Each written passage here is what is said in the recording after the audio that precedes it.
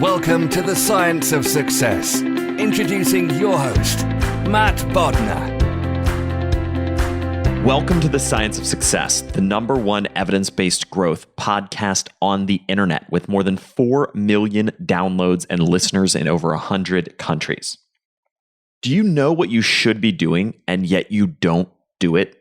In this episode, we dig into the science behind why this happens and how exactly you can overcome this massive obstacle. No one is ever actually stuck, but the reason you feel stuck is because what you want, your goals, desires, changes you want to make in your life, etc., are bumping up against an emotional roadblock or subconscious belief. It's like having one foot on the gas while the other is slamming down the brakes. In this interview with Dr. Sasha Heinz, we share what you can do to finally overcome that fear and anxiety and transform your life. I'm going to tell you why you've been missing out on some incredibly cool stuff if you haven't signed up for our email list yet. All you have to do to sign up is to go to successpodcast.com and sign up right on the homepage. On top of tons of subscriber-only content, exclusive access, and live Q&As with previous guests, monthly giveaways, and much more, I also created an epic free video course just for you. It's called How to Create Time for What Matters Most, Even When You're Really Busy. Email subscribers have been raving about this guide. You can get all of that and much more by going to successpodcast.com and signing up right on the homepage, or by texting the word SMARTER to the number 44222 on your phone. If you like what I do on Science of Success, my email list is the #1 way to engage with me and go deeper on what I discuss on the show, including free guides, actionable takeaways, exclusive content, and much, much more. Sign up for my email list today by going to successpodcast.com and signing up right on the homepage. Or if you're on the go, if you're on your phone right now, it's even easier. Just text the word SMARTER, that's SMARTER, to the number 44222. I can't wait to show you all the exciting things you'll get when you sign up and join the email list. Do you feel like you don't have enough time and you're constantly in a state of reacting to external stimulus? How do you conduct a powerful monthly review that will unlock opportunities for growth, focus, and improvement? In our previous episode, we went deep into stacking powerful mental models, harnessing best practices, and optimizing your life with our previous guest, Sebastian Marshall. If you want to free up your time and focus on what really matters, check out that interview. Now, for our conversation with Sasha. Today, we have another exciting guest on the show, Dr. Sasha Heinz. Sasha is a developmental psychologist and life coach and an expert in positive psychology, lasting behavioral change, and the science of getting unstuck. She received her BA from Harvard, her PhD in developmental psychology from Columbia, and her master's in applied positive psychology from the University of Pennsylvania, where she also served as a faculty member. Sasha, welcome to the Science of Success. Hi, so happy to be here. Well, we're super excited to have you on the show today. There's so many different topics that you dig into and talk about that I think will be really relevant for our audience. And, to start out, there's one kind of phrase that I pulled from your website that I thought was great and was really interesting, which was education is good, application is better, transformation is best. And I think that's so true because so many people, and I know I'm even guilty of this a lot of the times, and many podcast listeners probably feel the same way. It's so easy to get stuck in the trap of feeling like you're doing something because you're educating yourself and you're learning. And yet, if you don't ever apply anything, does it really even matter? Does it really make a meaningful difference in your life? Right. Oh, yeah. I say that as a professional student, right? I was a professional student in my life for many, many years. So when you do a terminal degree, you're in school for a very long time. And there is, I think, my interest, I'm obviously my love is positive psychology, and to study happiness it's pretty good work if you can get it. It's really fun to study. But when I was teaching at Penn, and after I graduated from Penn, I was then got my degree in developmental psych, in what we call in psychology, we call this sort of like business as usual. Well, the positive psychologists call this business as usual psychology, meaning that the focus is not on health and well-being. The focus is on mitigating, pathology, disease, disorder, right? Dysfunction. So it's more in alignment with, sort of like the Western medical model. And when I went to Columbia to study for my doctorate, all of a sudden I sort of felt myself like slipping back into some, just sort of not exercising, not sleeping, well, all the sort of behaviors that we know optimize our health and well-being. And I was sort of in this, what we call the neurotic paradox. Like, I know what to do, yet I'm not doing it. And which was so frustrating. And I was in this place of thinking, I know more than almost anyone on the planet, like what makes people happy, what makes people thrive. I study this, and yet I can't seem to apply it. And not only did I find that I was struggling with this, but so were my students. They had a theoretical understanding of health and well-being, and what we call optimal human functioning. And yet, they were struggling with just life and the sort of everyday mundane reality of life. And so then I became really interested. My interest shifted more to behavioral change. Like, wait, what are the roadblocks between, like, I know what I'm supposed to do, and yet I'm not getting them done. And I think you can kind of use podcasts and reading books, self-help books and all that in a way, it's almost like an emotional Novocaine. Like, it makes you feel better, but you're not doing anything. So yeah, it's an issue, right? Like, how do you actually apply? You're not going to transform your life unless you're doing it, right? Unless you're applying what you know. And I think that's where most people, find there's a roadblock there for most people. Yeah, that makes total sense. And I love the idea of the neurotic paradox, right? Yeah. That's a great quote. I don't know if that's actually from the research or you just coined that phrase, but either way, it's a great... No. I didn't make that up. It's a psychological term. Oh, yes. Nice. Even better. Right? Okay, cool. Well, we'll throw But if you think about it, like it's something that's, just been talked about for thousands of years. Like, there's nothing new under the sun. This is a human condition of, I know not to yell at my kids, and yet I'm doing it anyway, right? I know that doesn't help, and yet I can't, I'm not responding to them calmly. Or like, I know that getting to bed earlier makes me feel better tomorrow, and yet it's midnight and I'm watching something on Netflix, right? Or scrolling Instagram. Like, it's death by 1,000 cuts in our life, right? It's these little things that add up to a really messy, chaotic life. And I want to dig into this question more because it's so prevalent. It's such a major challenge. And I mean, if you think about it, it's almost never... You had another great phrase, optimal human functioning. I really like that as well, is almost never a question of getting more information or finding this new secret hack that, you've never heard of before, that if you just, do this one tiny little thing, it's going to change your whole life. It's almost always about just executing the basics, executing the fundamentals, getting more sleep, exercising, maybe meditating, things like that. And yet most people know that and they don't do it. Why not? Well, a number of reasons, but I mean, I think, first of all, you have to understand the biography of your belief systems, right? You have to understand, because the way that your brain works is you have a thought, right? So there's events in your life, facts. I call them facts with my clients. They're just the facts. Like, I'm 40. Where you live. Are you married? Do you have kids? What happened that day? Did someone cut you off in traffic? And, whatever, did you get a flat tire today? Whatever's happening. Those are just the facts. They're all neutral, all of them. And the facts of our life then trigger a belief. Your past is fact.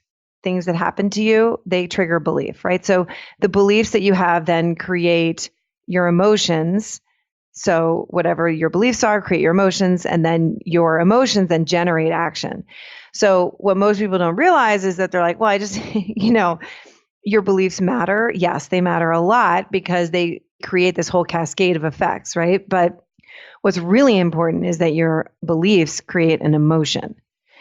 And the emotion is what's motivating the action. So what, like, the absolute sort of like core of it is your emotion. Like, your thoughts only matter because they create your emotions.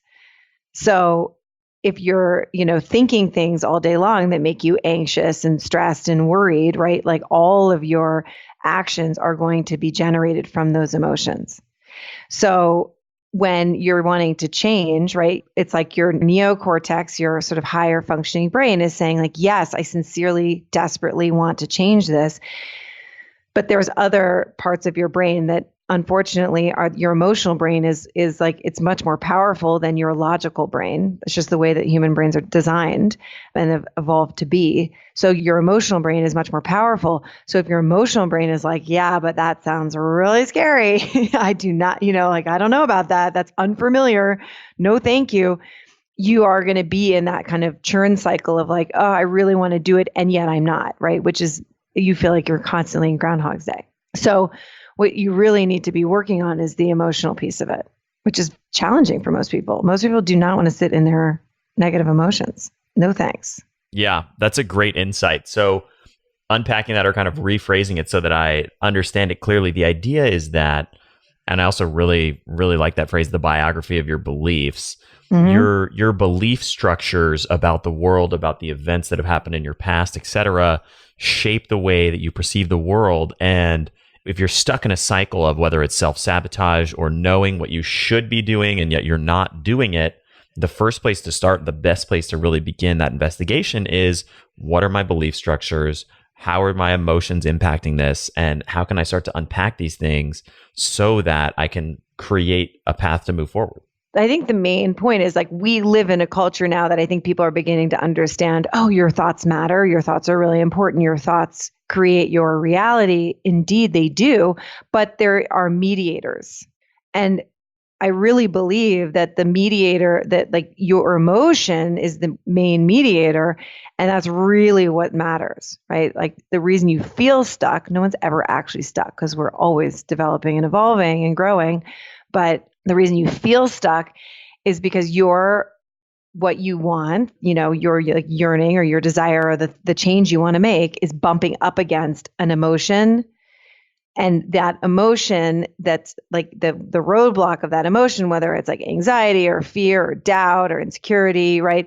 That's created by some underlying belief system that you probably picked up as a kid that you may not even be conscious of. But the reasons that your thoughts matter is not because your thoughts are just made up sentences in your brain. They're all made up. All of our thoughts are. They don't really matter. But the reason that we want to pay attention to what your thoughts are is because they create our emotions. So once you begin to see thoughts in this way, you're like, oh, thoughts are just things I picked up. It's like there was like a grab bag of beliefs that I could have picked up as a kid, and I picked up these ones. When you begin to realize that they're optional, that's when your life begins to change. Yeah, that's another great insight. And I love this notion that nobody's ever actually stuck, but yet it really feels like you're stuck. Yes, really feels like you're stuck. It absolutely can feel like you're stuck, but you're always in a process of change. The question is like, are you actively engaging and directing that change, or are you just kind of passively a bystander, right? You feel like your life is happening to you and you're not actively participating in it. So, to be, in terms of like your mental fitness and thinking about creating the life you want, what you want to be doing is actively engaging in this process of change, right? And that's the two, like the critical thing is really getting to know your emotions, like the litmus test of your understanding what your beliefs are. Like if you want to know why you're not moving forward, pay attention to what you're feeling, right? Like, oh, I feel really anxious. Okay, wait, what's the thought that I've picked up that's creating that anxiety? I'm not smart enough. I'm not competent enough, right? I don't have enough education or whatever the thought that you picked up over the years. And then you begin to realize like, oh, those thoughts are actually just totally optional. And then that becomes the work, right? The work is as an adult, you realize you have the autonomy to decide what you want to believe about yourself, right? And that your thoughts are actually quite flexible, right? But your thoughts really matter. The reason that your thoughts matter is because they activate an emotion, and the emotion is what's generating your action. So there's this little sneaky little mediator, and it's called emotions. Like you got to get that figured out. And that's what I think when people get stuck in this place in the self-help world where they're like, wait, I'm saying all these new beliefs to myself. I'm doing all these affirmations and I'm like trying to put on a new belief system, but they don't really believe it. So the emotion's not there, right? So then they're not really seeing any transformation and change. So it feels like it's not working, right? Because it's not, your thoughts aren't actually what create your actions. It's the emotion that creates your actions. Yeah, that totally makes sense. That's how it works. That totally makes sense. I want to dig into the process of how do we actively engage in changing our thoughts and beliefs and emotions. But before we do, I want to unpack a little bit more this relationship between emotions and beliefs, because sometimes I think they can be used synonymously, but they're distinct, they're different. And tell me, what's the distinction between an emotion versus a belief, and how do they interact with each other? Well, I mean, I think they're directly related, right? Because your belief is what's going to generate the emotion, right? It sort of like creates this like chemical cascade that creates that sensation in your body, right? That feeling of like, ooh, I feel sad. I feel anxious. I feel elated and joyful, right? Those are physical feelings that are generated by your thoughts, right? With the exception of, well, even physical pain, right? There's a signal that's going to your brain and your brain is telling you this is painful. So your beliefs are what are generating your emotions always. But the thing is so wild, right, is that we do all sorts of crazy things to avoid feeling our feelings. So all of this, like most of this entire process for most people, like 90% of this is unconsciously happening. Yeah. And I feel like so many people in today's world, and probably throughout history, but in today's world especially, I meet and interact with so many people who aren't even aware of this iceberg under the surface, all of the subconscious feelings, thoughts, beliefs, things that are interacting with the way that they think and feel and behave in the world.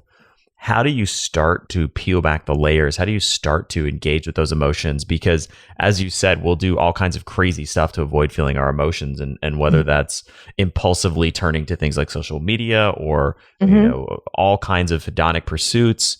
I see so many people that I feel like they're trapped or they're stuck or they don't even realize what's happening beneath the surface. How do you start to crack through that or blast apart the fog and help them see what's really going on? Right. I mean, it is interesting, right? We live in a world now where we have so much more access to what I call emotional Novocaine. So, overeating, over drinking, over shopping, overspending, porn, Instagram, social media. Like we have all these ways of just numbing out and avoiding being present. And by the way, it can come in some very innocuous ways, like listening to an audiobook with the earbud in your ear while other stuff is going on, right? Just like to not be present. And so I think you have to consciously engage in this process now. Because like if you live, 300 years ago, these options weren't available to you, right? You didn't have like a pantry full of food to go squirrel away at if you were feeling a negative emotion. You didn't have liquor stores everywhere. Like that just didn't exist. So, and like forget the internet, right? It's like a rabbit hole for people. So I think it requires a lot of consciousness to disengage with it. But I used to think of things like in a more linear way. So it was sort of like, okay, heal the if you're thinking about your mental health, it's like on a spectrum, and you got, -10 is like, you've got, psychological dysfunction and personality disorders and like, addiction and problems, right? On the negative end of the spectrum. And then you get healthier, and then you get to 0, and then you move on to the sort of, let's work on flourishing and cultivating, mental health and well-being. And that's on the positive end of the spectrum. And you sort of linearly, like you're moving up this ladder, so to speak, right? To like your mental health and, where you're sort of, and you can think about it in like medical terms, right? Or with your physical health, like, okay, I've got like cancer on the negative end of the spectrum. And then you move into, okay, positive end of the spectrum is like, physical fitness, building muscle, getting healthier, eating well, nutrition, like getting super fit. I used to think of it sort of like with your mind and your mental health, sort of the same kind of linear structure. But I really don't think that that's the way it works at all. I think you got to work on both ends of the spectrum kind of at the same time. So everybody has experienced some kind of trauma in their life. if trauma is something less than nurturing, everybody on the planet has experienced some kind of trauma. It's a part of the human experience. So everybody has wounds that they need to heal from. But the thing that is so interesting is that as you get healthier and as you kind of clean up your life, right? Like you stop over drinking, or you start eating more healthfully, or you start sleeping better. And so you feel better. This interesting thing happens. The wounds, the trauma, like the difficult things, the like negative belief systems that are maybe very pervasive in your life, they become easier to access and to sort of deconstruct and work through because you're on a more stable kind of foundation. So I find that they kind of happen together. So as you're working on your mental health and you're kind of you're physically feeling better and taking better care of yourself, it becomes easier to work through like family of origin stuff and things that happen to you and kind of heal those wounds. And I think it becomes this like exponential growth, right? So because you're healing things as you're also augmenting things at the same time. Yeah, that's a great point. And definitely something that I've experienced personally as well, that it's almost like a compounding effect where these factors start to really stack together and multiply. Yes. And you start to see some really massive acceleration in your emotional intelligence and self-awareness and all these other things if you start to really do this work while simultaneously taking better care of yourself, and every little edge you can get, stacking them all together. And as you said, it's not a linear result, but it's a geometric or an exponential result when you do that. Yeah, because like as you start to develop your life and moving towards your most valued self, like the person you want to be, it becomes easier for you, and you're more able to access like, oh, wow, I see how I developed that belief as a kid. I couldn't even go there. Like that was way too hard for me to even look at that. But as you start to feel more stable and as you start to feel like you're, positively developing in your life, the interesting thing is that you actually can go deeper, I think, in terms of healing yourself. So like I've really realized it's not a linear progression. Like, okay, I'm going to heal my wounds and then I'm going to start like working, towards the life I want. It's like, no, it's all going to happen at the same time. So I want to start to go deeper and more concrete about how to specifically implement and execute some of these things for somebody who's listening to this interview that's thinking to themselves, okay, yes, I know there's a lot of things I should be doing, but I'm not doing them. Yeah. What are the starting points? What are some of the things they can begin with to implement these ideas? Well, I mean, I think a great place to start is doing, a deep inventory of what is your current belief systems around, what were you taught about yourself as a child? What do you believe about your potential? And being very honest about it, really looking at what do I believe about my health? What do I believe about, my competence and my intelligence, my lovability, like how lovable you are, or you're just like, sort of a very broad it's like I call it sort of like, belief blueprint, right? Like this is the design of the house. You really being honest about those things, because what you'll begin to uncover is like, oh, wow, I want to be successful and I want to make more money. And I have this belief that, I'll never make a certain amount. You might have like a ceiling on a belief, right? And then you see it and you're like, oh my God, where? So the first place is to start looking at like, where did I pick that up? Like where did I learn this idea and pick that up in my life? And I think it's really the great place to start is understanding that there's, you have one foot on the gas and that's your neocortex. Like, yes, this is the life I want. And then you have one foot on the brake and that's your, your limbic system, your sort of emotional brain saying like, no, that's way too scary, right? So that's that horrible feeling of like, I'm revving the gas, I've got my foot on the brake and I'm not going anywhere, but I'm expending a ton of energy. Not a great feeling. So a great place to start is really, and I think it helps having a coach or or a psychologist, so somebody's helping you uncover like, what are those beliefs that are making that emotional brain freak out, right? Sort of what are the like foundational beliefs that make you want to dig your heels in and say like, yeah, we're not doing that. It's a perfect analogy because this notion of your neocortex or your conscious experience of your thinking brain basically saying, I want to improve, I want to grow, I want to do this, I want to do that. And yet simultaneously your subconscious is just mashing the brakes and trying to desperately stop you from doing this because of some sort of belief that could be from 20 plus years ago embedded in your subconscious that is causing you to be scared about something. And it's really hard to uncover those sometimes. Well, like, for example, I had a client who was starting a business and, all the things are in alignment and there's no reason why it's not going to be successful. Like, it was on its way to really doing well. But then there was all this sort of self-sabotage going on. It was like, what is this about? And as we were doing the work, what we uncovered was that her father had a business that had done really, really well. And then he sold it and started a second business. And the second business was a total flop. And in her mind, like, this was her second act that was going to be a flop. So even though, like, she was very excited about it, she's really motivated, she wanted, so, like, her conscious brain really wanted to go after it. Her subconscious brain was like, nuh-uh, do not do this, because this is going to be, a face plant, like your dad had a face plant. And you watch as a child, right? She experienced this as a kid, watching this happen. And it feels obviously even more intense, right? When you experience that as a kid, because you don't have, your brain isn't fully developed and you don't know how to sort of understand it in the right context. So she had this sort of unconscious processing that was like, hey, we're not doing this, which came out in all these weird kind of seemingly bizarre, like, why would I do that? Why would I sabotage myself? Why would I procrastinate on that? Why would I not get this done? Like, why would I blow off this opportunity, right? And it seems so maddening because it doesn't actually make sense. But then when you get to the root of it, you're like, no, it actually makes a lot of sense, because you think you're going to have, a professional face plant like your father did, his second act as an entrepreneur, and that's scary to you, right? So the first place is just identifying it. And then it's about questioning all those thoughts, right? Like, all of those thoughts are made up. It's completely irrational that the thing that happened to her dad is going to happen to her, like, different business, different era, like, this, everything is different, right? Why would they be the same? Why would those two situations happen in the same way? It's very unlikely, right? But that doesn't matter. Like, her 13-year-old brain picked that up.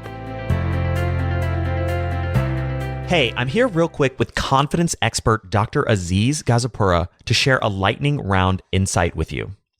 Dr. Aziz, how can people say no more often and stop people pleasing? This is not only important to figure out how to do, but to start practicing immediately, because most people don't realize their anxiety, their stress, their overwhelm is often a result of not saying no. And so here are some quick tips on how to start doing that. First of all, imagine right now in your life, where would you benefit from saying no? Where do you feel overloaded, pressured, overwhelmed? Even if intellectually you're telling yourself you should, tune into your heart, tune into your body. Where do you feel, I don't want to? Start paying attention to that. Start honoring that. The next tip is to imagine saying no and then notice how you feel, because you're probably going to feel all kinds of good stuff, right? Guilt, fear. What are they going to think? I don't want to let this person down. And what you want to do is, before you go say no to them, you want to work through that. You want to address that. You want to get it out on paper. Can I say this? Why can't I say this? What's stopping me from doing this? Do a little prep work so you can really just practice it. And then the third and most important step, of course, is going to be to go say no and start saying no liberally. Start saying no regularly. In fact, after listening to this, find an opportunity today to say no. Because the more you do it, like anything else, like any sub skill of confidence, the more you do it, the easier it will become and the freer you'll become in your life. Do you want the confidence to say no and boldly ask for what you deserve? Sign up for Dr. Aziz's Confidence University by visiting successpodcast.com/confidence. That's successpodcast.com/confidence, and start saying no today. It's fascinating too, because I like the framework that you just presented, which is the idea of starting with an inventory of these thoughts. And then once you've collected them, going through a process to break them down. Mm-hmm. Even step one seems logical, seems obvious, seems relatively straightforward. It's actually really hard work. And you need to take some meaningful steps to start to do that, whether it's a tool, and this is my own experience, and I'm curious what yours has been. But, for me, things like meditation help to start to build that listening device inside of your head where you can actually hear what you're thinking and saying to yourself. Because without something like that, you never have the ability to capture those thoughts when they happen in the moment. Or, something else, as you mentioned, things like coaching, therapy, et cetera, help sort of put a mirror up to that. And you can start to pull out and see some of those thought and behavior patterns. Oh, absolutely. It's very, very difficult to capture the thought that's driving your emotions and behavior in real time. It's very hard. So what I would say to my client is you're going to notice either the emotion or more likely the behavior first, right? So you're going to be way down the rabbit hole of like surfing the web and be like, wait, what am I doing? Right? I'm supposed to be working on something else. You'll notice the behavior first. Like, wait, what am I doing here? And then that's the perfect moment to say like, okay, if my behavior, right, is a result of my emotions and my emotions are a result of my belief, like let's work backwards and figure out what I'm thinking that's creating this action. Right. And that sounds very laborious, and to some degree it is, but it becomes a practice. So you catch yourself procrastinating on something, and then, you have that moment of pause, like, okay, whoa. I'm procrastinating. Why? Right? Oh, I'm feeling anxious. Ooh, didn't realize I was feeling anxious, but I'm totally feeling anxious, which is why I'm distracting myself with inane stuff on like reading nonsense on the internet. Okay, wait, what am I telling myself right now that's making me feel anxious?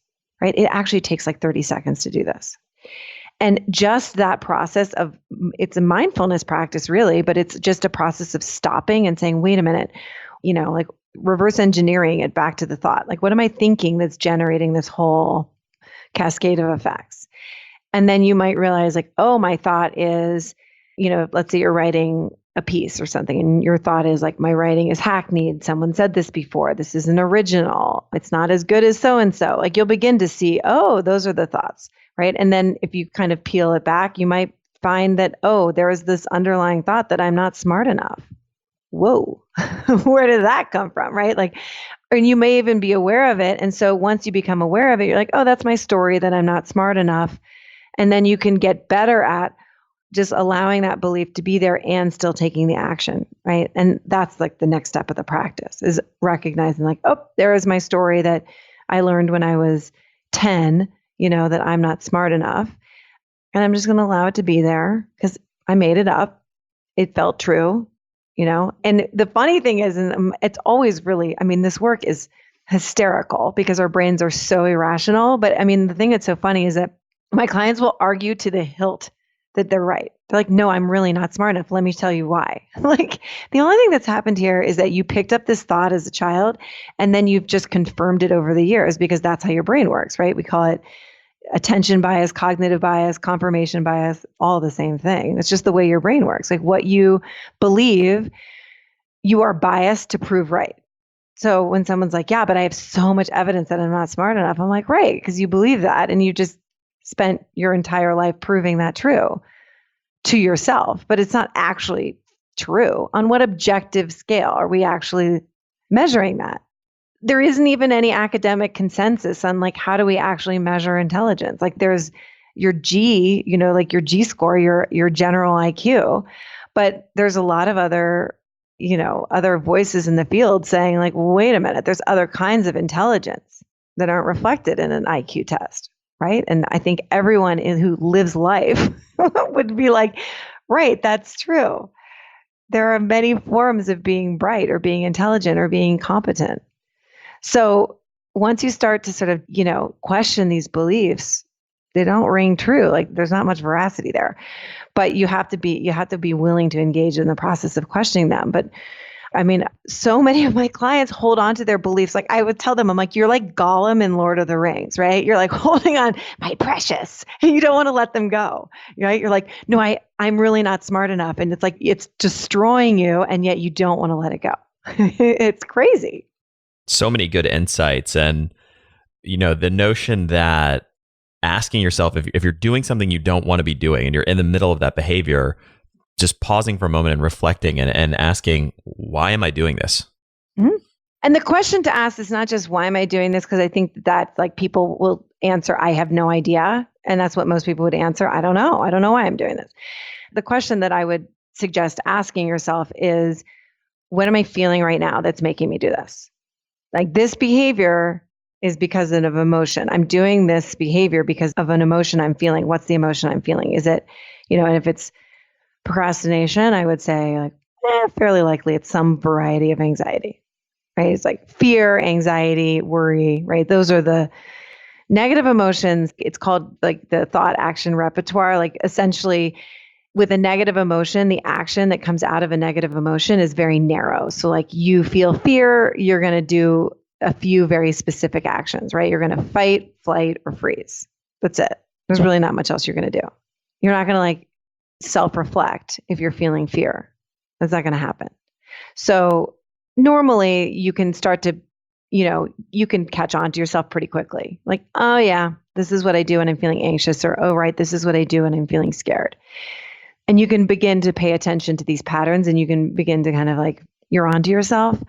But that's always the question I would ask is, wait, when you're doing something that you don't want to be doing, it's like, what am I feeling that this action is trying to mitigate that feeling, right? So then the question is, what am I feeling? Is it, fear, anxiety, stress, boredom, loneliness? And then you get better at recognizing your specific patterns. Yeah, that's a great framework and super helpful.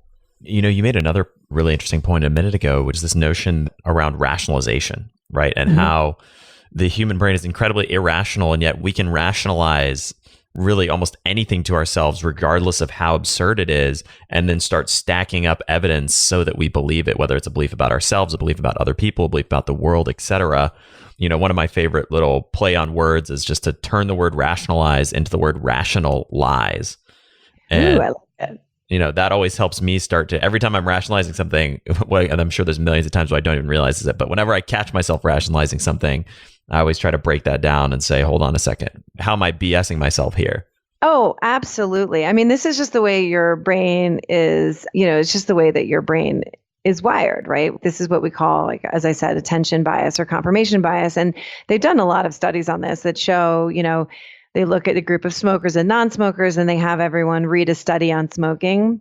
And on the follow-up, they were asked to recall what they had read. And the smokers remembered the flaws of the study, and the non-smokers remembered the findings. Because the findings were, smoking, shocker, smoking is bad for you. But in any research study, they're always going to describe the flaws, right? There's not a single research study that doesn't have some kind of problem with it, right? Not perfect.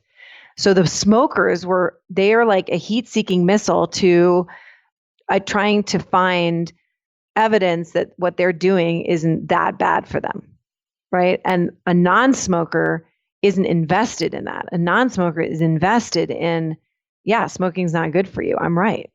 So, when they do studies like this, it's really fascinating to see, like, depending on what your belief, going into it is, determines what you remember about what you just read. I mean, think about this in terms of our political system, and right? It's like, yeah, you see how it bifurcates and how we have such a partisan world right now. Well, right, that's your brain is sort of wired to do that. It's difficult for your brain to do the other thing, which is approach something more neutrally and look at something objectively. That's difficult for us. And you brought up a really interesting point in the pre-show that we were talking about that this directly relates to, which is this notion that there's many different ways, and you just gave a great example of it, that our brains basically short circuit or go haywire in modern society. Tell me a little bit more about that.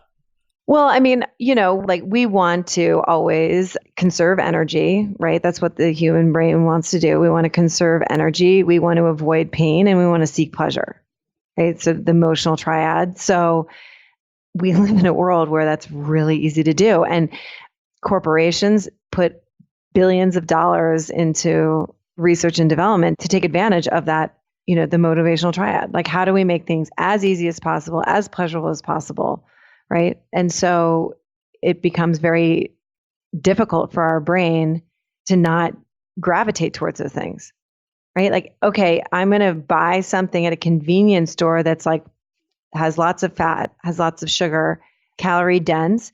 Your brain's all over that, right? Because it's like, oh, I don't have to work hard to fuel my body. Yes, that was very adaptive 1,000 years ago. But not now. Not when you have, a smorgasbord of options in front of you. It's actually very maladaptive nowadays because of the way that we live. But if you're in a hunter-gatherer society and which is the way that human beings have been for most of history, the way we live is very new, very modern. But if you're even in a sort of like agricultural society, same thing, which is finding food and putting something on the table takes an enormous amount of energy. It's hard. So a calorie-dense food that's going to give you a lot of fat, a lot of nutrition, a lot of calories easily, yeah, like you're adapted to want to have that. So we live in a world where all of this is very accessible to us. And so like we're required to be conscious in a way that I don't think that any other generation has had to do. We're the first generation, maybe the second generation, that's had to motivate itself to move. That's crazy. So we're like in a brave new world of having to, like, managing your mind, in my opinion, is going to be the currency of the next generation because we live in a world that requires it. Even something as simple as social media, right? Or the news, et cetera. Those are such dangerous things in today's world because they're essentially engineered to hijack your brain. Mm-hmm. Oh, yeah. And the people that design it essentially say that, right? Like, we created this to make you want to stay on it, right? To like have eyeballs on this as long as we possibly can. That's how we designed it, right? We know enough about the way your brain works that we know how to get the dopamine hits, right? So your brain's like, yes, more, more, more. So, it requires consciousness to live today in a way that this is a really new challenge. It's a really new challenge for human beings. I mean, I think it's an interesting challenge to solve, but it requires a lot of consciousness because you can distract yourself now, you can distract yourself all day. So how do we, in a world of infinite distraction where our brains are constantly being hijacked, what are some of the beginning steps to start to cultivate more awareness, more mindfulness, more peace, more understanding of ourselves? I think that using that sort of mindfulness tool of figuring out, like, wait, what am I doing? Asking myself, what's the emotion I'm feeling? And then one more step back would be, okay, what's the thought that's creating this emotion? Just that little pause just to wake you up. So you're scrolling Instagram and then that question is like, wait a minute, what am I doing? What's the emotion I'm feeling? Is it boredom? Is it anxiety, right? That's just like you're in that kind of trance of scrolling. So pausing and just go, what's the emotion I'm feeling? What's the thought that's creating that emotion? And just kind of waking yourself up, I think is incredibly helpful. Another thing I think is an important thing to do too is becoming more fluent in your emotions. And part of that means just being willing to experience your emotions. There's emerging research that shows that emotions are really only experienced if you don't resist them and you just allow them to kind of roll over you. Like it's like surfing a wave. You're just going to allow your emotion to happen and just observe it and feel it. They last about 90 seconds. So anything that you want to achieve, anything that you want to do, growth and development are going to require uncomfortable emotions. That's the deal. There's no way around it. So becoming more fluent in your emotions and being more willing to sit in those emotions and experience, like, ooh, I'm feeling anxiety. I'm just going to let myself feel anxiety and pay attention to it. Where am I feeling it in my body? And allow it to kind of roll over you. It's going to last, like, on average, about 90 seconds, which is unbelievable how short that is. I think about anxiety all the time because I think I'm wired more to be on the anxious end of things. And I think, goodness gracious, like, think about like 50s vocabulary, but like, think about all the things that you do to avoid feeling anxious all day. Nuts. All day long, right? People hate feeling anxious because it doesn't feel good. It's like, that fluttery kind of like your palms are sweaty or whatever. Just does not feel good. You feel a little bit out of your body. So we do all these things to avoid feeling anxious. But if you just allow yourself to have a moment of anxiety, it really is just that. It's just a moment. It's like 2 minutes, less than 2 minutes. So I think that, like, that's when you begin to realize, like, oh, if I can just allow myself to feel this feeling and don't engage in this emotional Novocaine behavior to avoid these feelings like, oh, I'm going to be moving towards the life I really want. But that's the cost of admission. Yeah, that's a great quote as well. Growth and development requires uncomfortable emotions, right? You have to push into those. Have to. And if you're hiding from them, you're going to be trapped in a cycle of self-sabotage and repeating the same mistakes and failures over and over again. Yeah. And don't kid yourself. That's also incredibly painful too. It's just a more familiar discomfort. So it's like you're either going to be passively feeling discomfort or sort of like your familiar discomfort, or you're going to be on purposely feeling discomfort and moving towards your most valued self and the goals that you want to achieve, right? So, I mean, like when I work with clients, I'm like, hey, it's a hard sell, right? I want you to have the life you really want. But what I'm selling you on is feeling pretty crappy. It's not going to feel amazing in the interim, right? It's going to feel uncomfortable, scary, frightening, right? It's like you're going to feel like you're jumping off a cliff.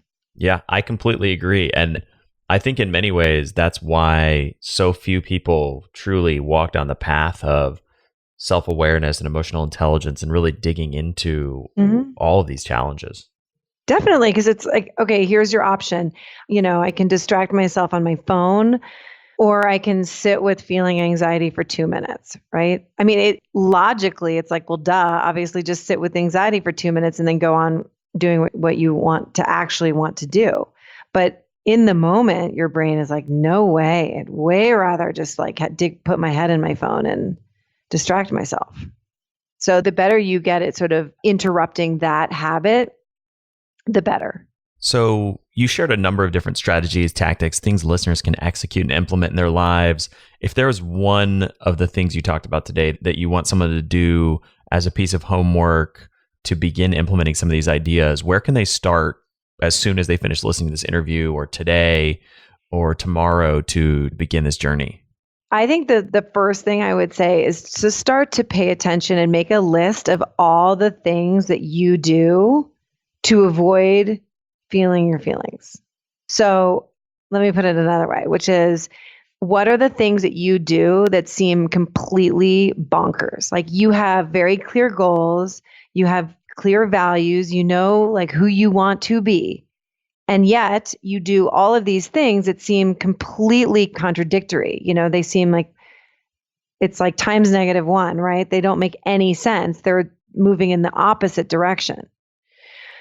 So just take an inventory of what are those behaviors, right? Whether it's like, I really want to be fit and healthy and I blow off going to the gym, like put that down, right? So it's like writing an inventory of like, what are the things I'm doing that are sabotaging the goals that I have for myself and who I actually want to be, how I want to show up in the world. And looking at those behaviors, like what are you doing? What are you not doing? Make an honest list of those things. And then looking at that, like what is the emotion, right? What's the emotion that's motivating those? Just start there. What's the emotion that's motivating those behaviors? Great piece of advice and great starting step. I think that's really, really good. So Sasha, where can listeners find you and your work online? On my website, they can find me at Dr. Sasha Heinz, so DrSashaHeinz.com. And then on Instagram, same handle. So at Dr. Sasha Heinz, SASHAHEINZ. And that's on Instagram. I'm on Facebook reluctantly. I don't really have much of a presence on Facebook. I'm mostly on Instagram. And you can follow my, beliefs that I have that I'm trying to kind of, I think of it like, I don't know, I'm a child of the 80s. So I think like the Kool-Aid commercials, like the Kool-Aid man, he's like jumping through the paper, whatever he bursts through. And I think about that with our beliefs. It's like, what are the beliefs that are on my list of like, these are just things that I picked up over time. I'm not good at this. I'm not good enough at that. Or I'm, it's just the way that I am. Like, what are those beliefs? And then just, I think, one of the things that I love to do in my life, and I feel like it's sort of, my reason to be, it's like, look at those beliefs and then which one of them do I want to bust through? Instead of a New Year's resolution, it's like, what belief system do I want to completely obliterate? Great feedback, great advice once again. And Sasha, thank you so much for coming on the show. So fun. for sharing all this wisdom, all this knowledge, a fascinating conversation, tons and tons of great insights into how to dig into your own beliefs and thoughts and emotions and what might be holding you back. So thank you so much for joining us today. Oh my gosh, thank you for letting me geek out on this. It's so fun. Thank you so much for listening to The Science of Success. We created this show to help you, our listeners, master evidence-based growth. I love hearing from listeners. If you want to reach out, share your story, or just say hi, shoot me an email. My email is matt@successpodcast.com. That's matt@successpodcast.com. I'd love to hear from you, and I read and respond to every single listener email. I'm going to give you 3 reasons why you should sign up for our email list today by going to successpodcast.com, signing up right on the homepage. There's some incredible stuff that's only available to those on the email list, so be sure to sign up, including an exclusive curated weekly email from us called Mindset Monday, which is short, simple, filled with articles, stories, things that we found interesting and fascinating in the world of evidence-based growth in the last week. Next, you're getting an exclusive chance to shape the show, including voting on guests, submitting your own personal questions that we'll ask guests on air, and much more. Lastly, you're going to get a free guide we created based on listener demand, our most popular guide, which is called How to Organize and Remember Everything. You can get it completely for free, along with another surprise bonus guide by signing up and joining the email list today. Again, you can do that at successpodcast.com, sign up right at the homepage, or if you're on the go, just text the word SMARTER, SMARTER, to the number 44222. Remember, the greatest compliment you can give us is a referral to a friend, either live or online. If you enjoyed this episode, please leave us an awesome review and subscribe on iTunes, because that helps boost the algorithm, that helps us move up the iTunes rankings and helps more people discover the science of success. Don't forget, if you want to get all the incredible information we talk about in the show, links, transcripts, everything we discuss, and much more, be sure to check out our show notes. You can get those at successpodcast.com. Just hit the show notes button right at the top. Thanks again, and we'll see you on the next episode of The Science of Success.